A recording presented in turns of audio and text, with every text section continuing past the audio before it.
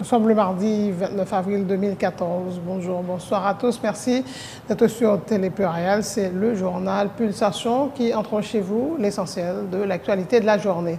La représentante spéciale du secrétaire général des Nations Unies et les membres de la communauté internationale en Haïti, représentés au sein du corps groupe, expriment leurs préoccupations face à la lenteur enregistrée dans le cadre des mesures adoptées en vue de l'organisation des prochaines élections. Le corps groupe appelle le Sénat à voter les amendements à la loi électorale pour que le scrutin puisse avoir lieu cette année. Les organisations syndicales se préparent à manifester à Port-au-Prince à l'occasion de la fête du travail le 1er mai pour dénoncer la décision du gouvernement de fixer à 225 gourdes le salaire minimum dans les usines de sous-traitance et exiger la refonte du code du travail de manière à accorder plus de protection aux ouvriers. Le Premier ministre et le ministre des Affaires sociales seront convoqués sous peu au Sénat pour des explications sur l'arrêté du 16 avril fixant le salaire minimum, annonce le sénateur Steven Benoît, déplorant une nouvelle violation flagrante de la Constitution et du Code du travail qui stipule que le salaire minimum est fixé par la loi. Dans le mois d'avril, 4 policiers ont été renvoyés pour homicide et corruption. 3 policiers placés en isolement, dont l'agent accusé de meurtre à Miragouane. L'inspection générale a traité une quarantaine de plaintes contre des policiers pour abus d'autorité, violation de droits humains, menaces, corruption et tentatives d'assassinat, notamment bilan communiqué par le porte-parole de l'IGPNH, l'inspecteur Mark Wilkins. Loin de s'apaiser, les tensions se sont encore dégradées dans l'est de l'Ukraine, à Slavyansk, bastion séparatiste dans la région de Donetsk. Les insurgés et pro-russes retiennent toujours en otage les 7 observateurs de l'Organisation pour la sécurité et la coopération en Europe, alors que les États-Unis et l'Union européenne ont annoncé un durcissement des sanctions contre la Russie, accusée de contribuer à l'aggravation de la crise. En route pour la décima, le Real Madrid s'est qualifié pour la finale de la Ligue des Champions en atomisant ce mardi 4-0 le Bayern Munich, tenant du titre en demi-finale. Retour à Munich, Cristiano Ronaldo et Sergio Ramos sont inscrits chacun un doublé en faveur des Madrilènes. En finale, le 24 mai à Lisbonne, le Real sera opposé à Chelsea ou l'Atlético qui s'affronteront ce mercredi dans l'autre demi-finale après le 0-0 du match aller. Voilà, mesdames et messieurs, pour le menu du journal.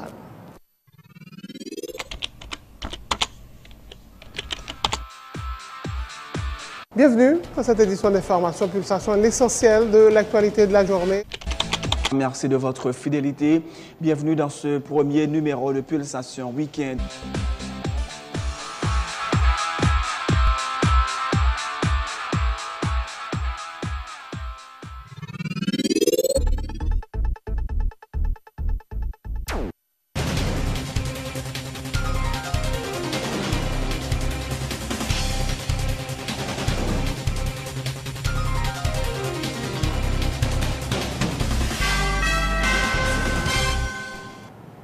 Donc, chef, bonjour, bonsoir. En couverture de ce journal, la représentante spéciale du secrétaire général des Nations Unies et les membres de la communauté internationale en Haïti, représentés au sein du corps groupe, expriment leurs préoccupations face à la lenteur enregistrée dans le cadre des mesures adoptées en vue de l'organisation des prochaines élections. Le corps groupe appelle le Sénat à emboîter le pas, la Chambre des députés, en votant les amendements à la loi électorale pour que les élections puissent avoir lieu cette année. Le corps groupe encourage par ailleurs tous les acteurs concernés à trouver une entente pour le bon déroulement du scrutin.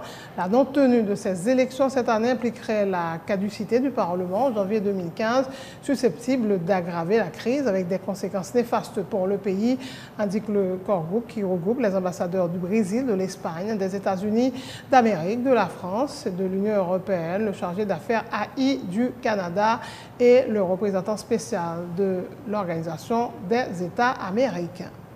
Le sénateur Francisco de la Cruz appelle également à une entente pour que les élections puissent avoir lieu cette année. Il se dit favorable à la mise en place d'un conseil provisoire en se basant sur l'article 289 de la Constitution avec la participation de différents secteurs de la vie nationale. Le parlementaire affirme ne pas être contre l'idée que pour aller plus vite, les pouvoirs exécutifs, législatifs et judiciaires procèdent chacun en remplacement de 2 de ses représentants qui siègent actuellement au CTCEP. L'idée, dit-il, c'est de se mettre d'accord pour favoriser la tenue des élections comme prévu le 26 octobre prochain. Moi-même, non seulement comme sénateur de la République et puis comme membre de l'OPL, et par rapport à différentes rencontres nous avons déjà gagnées dans l'OPL pour nous positionner autrement. Et ce que ça nous dit, c'est que effectivement, si l'esprit de sa cadre est respecté par rapport à ça qui est dans l'Anchoa, à Kola, et puisque nous-mêmes, nous clair que nous dit que nous voulons gagner un changement, même de monde dans le niveau chaque secteur. Là, il dit que l'exécutif change de monde, dans le législatif de monde et dans le judiciaire de monde. Ça vaut 6 mois.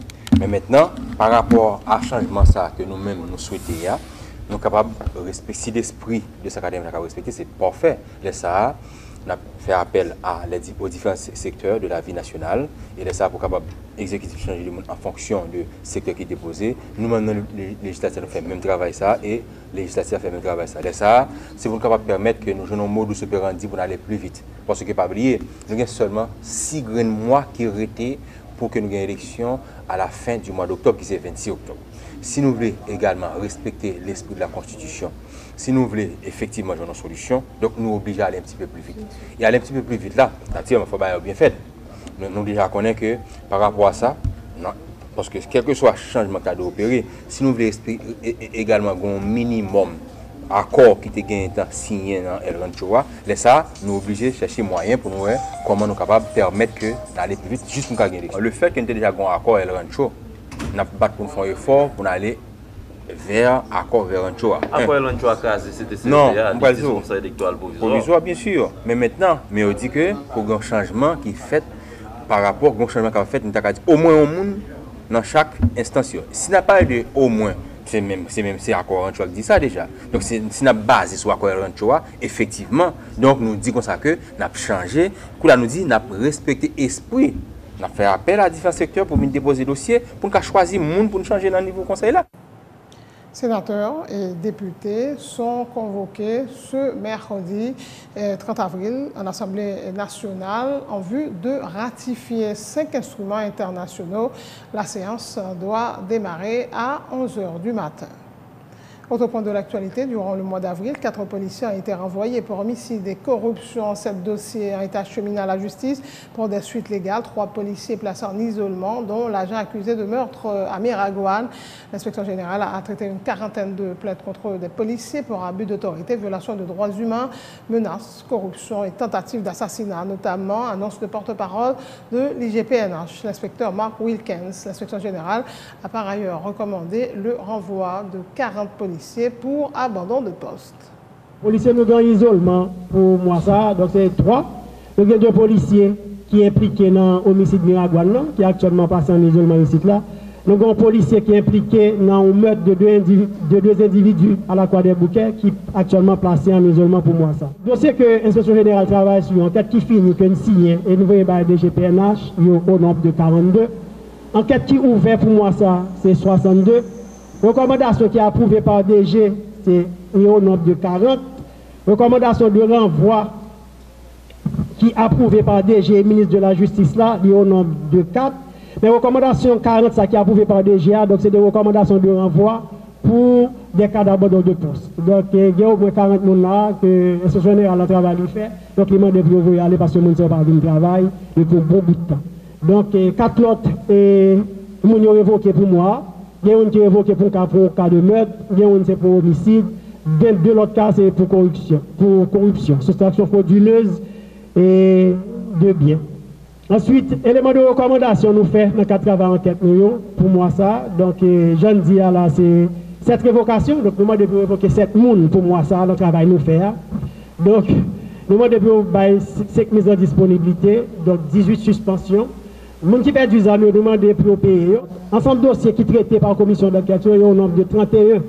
Donc, ensemble d'actes d'enquête qui sont posés par la commission d'inspection générale, il y a un nombre de 664. Nous avons chèque 154 personnes. Quand il était nous recevoir pour Mois d'avril 2014, il était au nombre de 43. L'inspection générale a toujours maintenu politique tolérance zéro à l'endroit de tout policier qui t'a commettre une ou l'autre dans l'infraction, homicide, trafic de stupéfiants, viol, kidnapping, ou bien cas avéré de corruption. Donc, fidèle à la mission et fidèle à l'engagement, nous travaillons pour une police plus professionnelle, qui respecte la dignité et le droit et qui a fonctionné dans le cadre exclusif de la loi.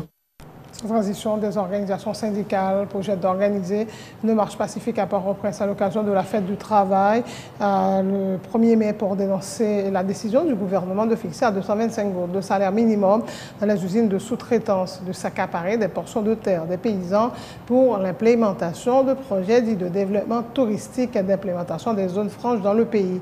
Les protestataires entendent également exiger la refonte du Code du travail de manière à accorder plus de protection sociale bien sûr aux ouvriers. La marche débutera devant les locaux de la SONAPI sur la route de l'aéroport pour prendre fin au champ de Mars pour les syndicalistes. Le 1er mai est placé sous le signe de la résistance. Pierre Télémac, le coordonnateur général du syndicat des ouvriers du textile. Sur la loi sur question salaire minimum, il dit c'est 300 gouttes et qu'il y a des compagnies étrangères qui acceptent de payer 300 gouttes et même plus que 300 gouttes. Mais patronat, ensemble avec l'État, ils ont marié saucisson ensemble, ils ont dit que c'est 225 gouttes qui a bail. C'est peut-être ça que fait, je dis, non seulement nous là, pour nous dire, nous pas d'accord avec 225 gouttes que yo bail dans le dernier arrêté sur salaire minimum, non. Nous dit tout, nous avons un gros marche pacifique que nous avons organisé dans la rue Port-au-Prince. Nous avons commencé, j'en nous dit là, dans 3 mai, nous avons en route à l'aéroport, nous avons monté dans la zone, nous avons descendu sur Bravena. Nous avons délivré un message devant le ministère des Affaires sociales et puis pour nous avons fini marche là devant Stati Papa de Saline sous Chanras dans le jour 1er mai. Où nous parlons des employés au NAIO qui a fait grève. Je dis, il faut que nous clairs, nous-mêmes ouvriers, c'est cotisants au NAIO. C'est l'argent qui est dans l'ONA. On dit que pas qu'à prendre l'argent au NAIO, l'argent nous-mêmes nous gagnons au NAIO qui pas l'argent de l'État. Pour y gaspiller. C'est peut-être ça nous dit, non seulement nous avons fait notre sortie dans la presse pour nous dire que nous courons le mouvement ouvrier et employé et c'est pour nous y faire et nous pourrons passer dans l'autre vitesse supérieure si nous n'avons pas de revendication, nous n'avons pas de satisfaction. Dans la vitesse supérieure, nous allons passer, nous avons annoncé. Nous allons dire, nous ne pouvons pas cotiser tout autant que le directeur Bernard Graff dans la tête, on a toujours. Pas aucune condition de travail qui est respectée dans le milieu contenu. Nous n'avons pas de transport. Nous n'avons pas accès à logement, nous n'avons pas un cadre de santé, nous n'avons pas absolument rien en dedans entreprise. Le sénateur Steven Yervinson Benoît, initiateur de la loi sur le salaire minimum, dénonce lui aussi la décision du gouvernement de fixer le plus bas salaire dans les usines de sous-traitance à 225 gourdes par jour. Il s'agit, dit le parlementaire, d'une nouvelle violation flagrante de la Constitution et du Code du travail qui stipule que le salaire minimum est fixé par la loi. L'arrêté du 16 avril ne saurait remplacer la loi sur le salaire minimum, a martelé Steven Benoît. Il annonce que le Premier ministre Laurent Lamotte et le ministre des Affaires sociales Charles Jean-Jacques seront sous peu invités au Sénat de la République sur ce dossier, ajoutant qu'il ne reconnaît pas l'arrêté du 16 avril. Il demande à la population tout simplement de l'ignorer, car, a-t-il ajouté, il est inconstitutionnel, n'ayant pas été sanctionné par le Parlement. Le gouvernement, pour la deuxième fois, fait un accroc grave à la Constitution. Je connais très bien que c'est une loi qui a remplacé une loi. Il y a une loi qui date de 2009 sur le salaire minimum. Non? Pendant que le Parlement a pour parler avec CSS, avec le ministère des Affaires sociales, pour nous réviser à la hausse le salaire minimum, non? Ils prennent devant, ils sortent un bagage illégal, encore une fois, sans passer par le Parlement. Ils ont publié ou arrêté sur le salaire minimum, non? Que nous-mêmes dans le Sénat, nous condamnons avec toute force, nous, et nous disons à la population pour le faire filer pour ne pas occuper du tout, parce que ce bagage qui est illégal et constitutionnel. Et référence nous gagnons, c'est le Code du travail qui est encore en vigueur. Article 136 Code du travail, là, il est clair.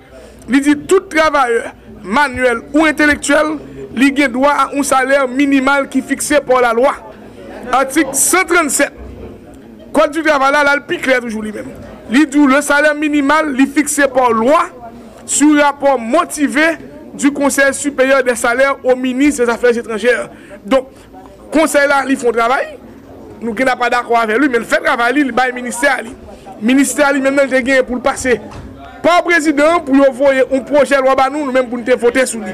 Malheureusement, le gouvernement voulait continuer à rester dans l'illégalité. Il continue à violer les lois du pays.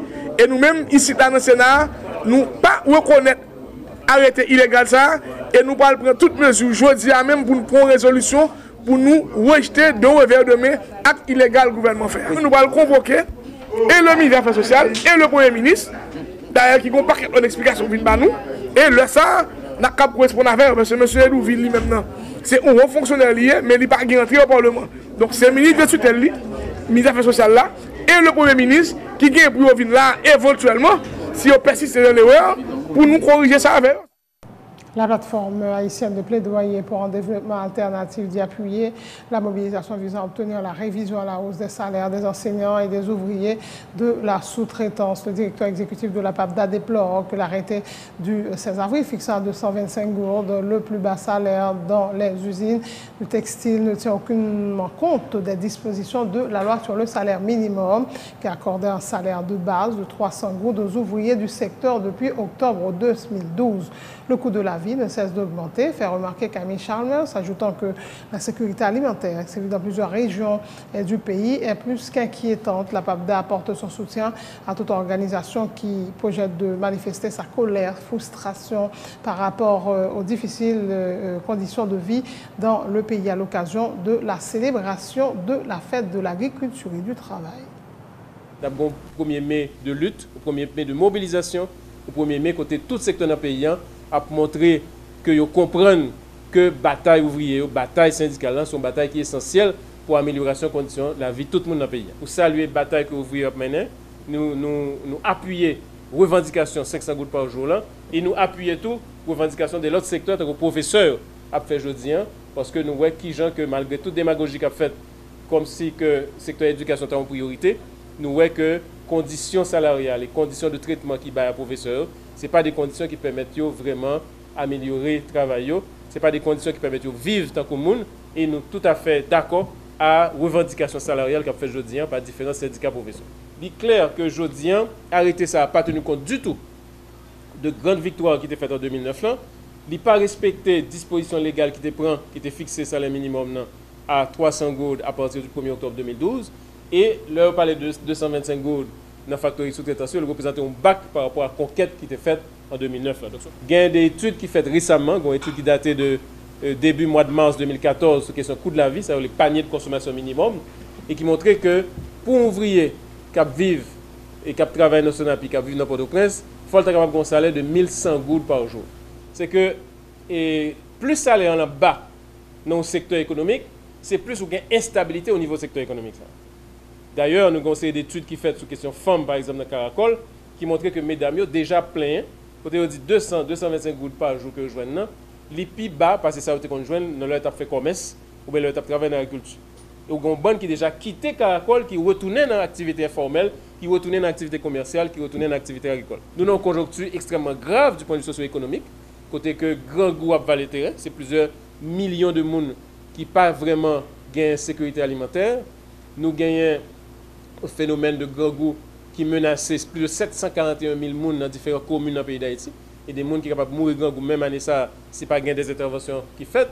Donc nous avons une situation extrêmement grave et situation ça a empiré si justement nous sommes d'accord avec des salaires aussi bas qui n'ont même pas porté aucun avantage au pays. L'institution Nouvelle Source organise le 1er mai la 2e édition de sa foire scientifique autour du thème « Recycler pour protéger l'environnement ».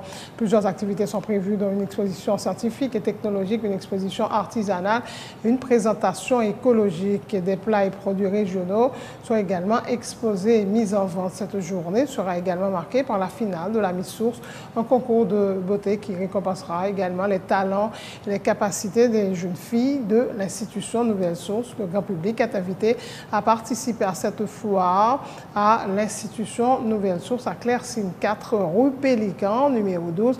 L'admission est fixée à 100 gourdes. Laurie Yolita Louis, élève de la seconde, Edwidge Desjustes et Sébastien Bellegarde de la Filoneux par de l'événement. C'est une grande foire, c'est la 2e édition de notre grande foire scientifique cette année et pour l'aspect scientifique, nous aurons beaucoup de choses, beaucoup de surprises, notamment la montgolfière réalisée par les élèves de seconde, également la maquette de philo où les élèves de philo ont réalisé une ville où il y aura beaucoup de bâtiments, des magasins, des buildings, l'église, tout ça. Et à noter que la maquette sera électrifiée avec l'énergie hydraulique.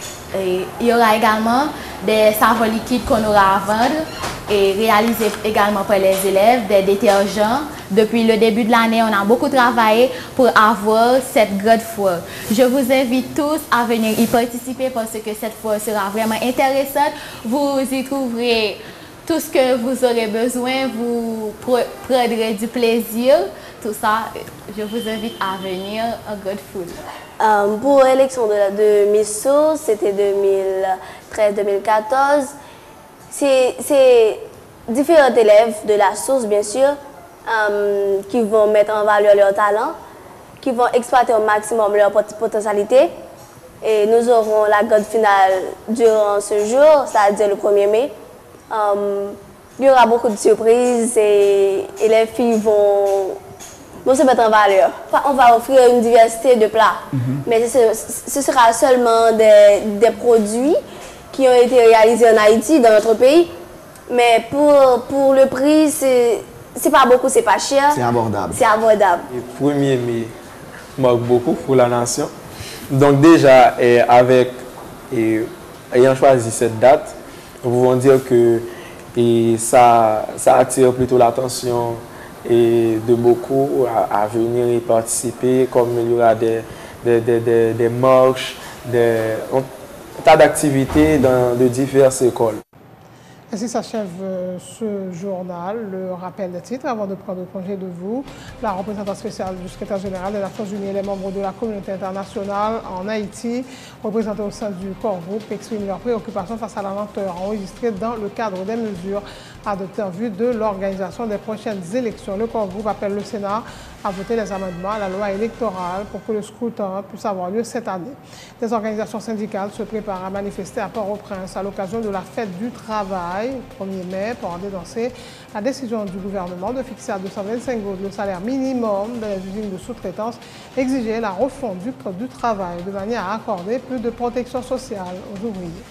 Le Premier ministre et le ministre des Affaires sociales seront convoqués sous peu au Sénat pour des explications sur l'arrêté du 16 avril fixant le salaire minimum, annonce le sénateur Steven Benoît, déplorant une nouvelle violation flagrante de la Constitution et du Code du travail qui stipule que le salaire minimum est fixé par la loi.